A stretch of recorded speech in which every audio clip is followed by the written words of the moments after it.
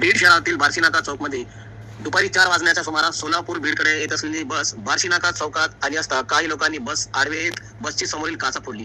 सविस्तर बातमी अशी की बस क्रमांक MH09FL0968 सोलापूर बीडकडे बार्शीनाका चौकात आले असता बसमध्ये एका महिलेस छेडछाड करण्यावरून महिलेने आपल्या नातेवाईकाला बार्शीनाका चौकात बोलावून घेतले. त्यावेळेस मला बाहेर काढण्याचा प्रयत्न सुरू असतानाच गाडीच्या बाजूला जमाव झाला व जमाव पाहताच सदरचा बसचा ड्रायव्हर व कंडक्टरने गाडी बंद केल्यास काही बसच्या समोरील लोकांनी गाडीवर काचावर दगड मारले. यावेळी बार्शीनाका चौकात फार मोठी गर्दी जमली. घटनास्थळी बीड पोलीस ठाण्याचे कर्मचारी दाखल झाले असून जमाव पांगण्याचा प्रयत्न करत होते. यावेळी बार्शीनाका चौकात वाहतुकाची कोंडी झाली होती.